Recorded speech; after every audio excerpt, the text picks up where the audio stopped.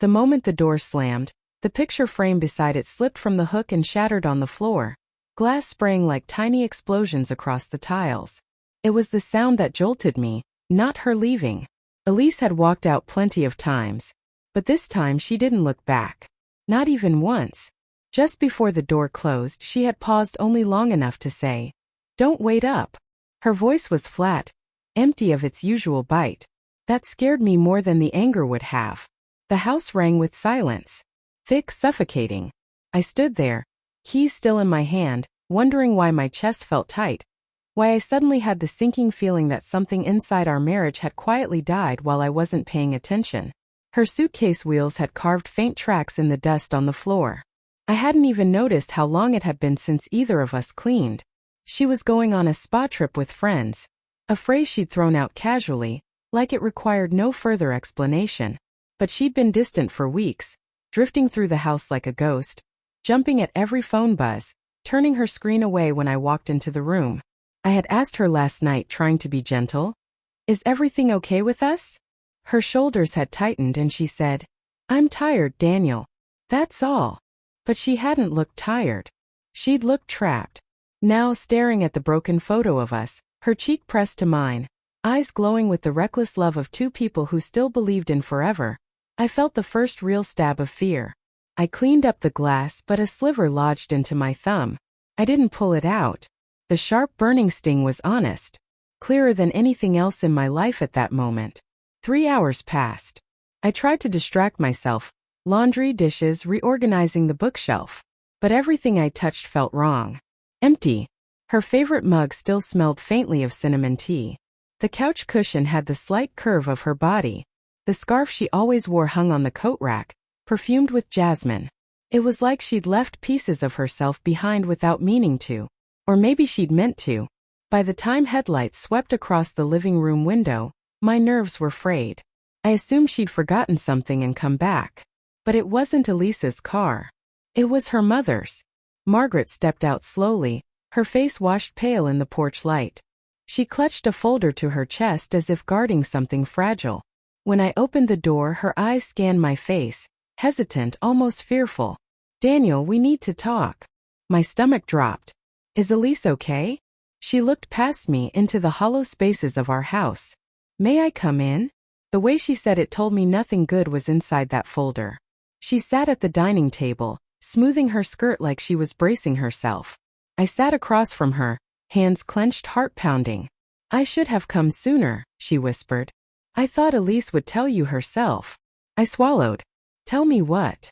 Her eyes glistened. She placed the folder on the table and slid it toward me. "This wasn't supposed to continue. I thought it ended months ago." The word continue hit me like a fist. My throat tightened. "Margaret, what are you saying?" She broke. Just broke. Tears slipping down her cheeks. "Elise wasn't going to a spa, Daniel." A cold tremor climbed my spine. "She's been seeing someone." The room spun. I felt my breath stutter, sharp and uneven. For a moment I laughed. An ugly broken sound. "That's not possible. She's been distant, yes, but cheating. I have proof." Her voice cracked. "And I hate myself for bringing it to you." My fingers trembled as I opened the folder. Photos. Printed screenshots of messages. Hotel receipts. A plane ticket booked under a different name. And one picture that gutted me completely. A candid shot of Elise at an airport, smiling in a way she hadn't smiled at me in months. Smiling at him. My vision blurred. The betrayal was undeniable. Brutal. Real. I pressed my palms to my eyes, trying to breathe through the pressure building behind them. "How long?" My voice was barely a whisper. 6 months, she said. She tried to end it. She told me she still loved you. But the man kept pulling her back. Today, she went to meet him. 6 months.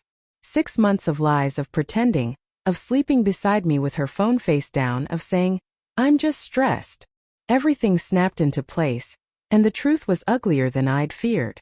I stood so quickly my chair scraped back. "Why are you telling me this now?" She hesitated, then said something that froze me. "Because Elise doesn't know I know about today. And she doesn't know. He's not who she thinks he is." I stared at her. "What do you mean?" She took a shuddering breath. The man she ran to, he's married. And his wife found out. She sent Elise a message an hour ago. My heart hammered. What kind of message? Margaret's hand shook as she opened her purse and slid her phone across the table. On the screen was a single text. Your wife isn't coming back from that trip the way you think. Neither is mine. A chill ripped through me. Is this a threat? His wife is unstable, Margaret whispered. You need to find Elise before anything happens. The room darkened around me. Fear replaced anger. Rage tangled with terror. She won't answer my calls, Margaret added, voice trembling. I tried. She's not responding. I grabbed my coat, adrenaline surging like wildfire. But as I reached the door, Margaret called after me. Daniel, there's something else. I turned slowly. She looked devastated. Elise is pregnant. The world stopped. For a moment silence swallowed everything, the room, my heartbeat, my thoughts. I leaned against the wall, breath shaking. Is it? I couldn't finish. She didn't answer. She didn't have to. The timing was already damning. My chest felt like it might collapse. The betrayal was complete. But so was something else, something far worse. The possibility that I wasn't running toward saving my wife, but toward a truth that would break me beyond repair. I stepped into the night, cold air burning my lungs. One thought echoed louder than all the others. If I find her, what do I say? If I don't, what will become of all of us? Because betrayal wasn't the end. This was the beginning of a storm none of us were prepared to survive. And somewhere out there, Elise was walking straight into the heart of it.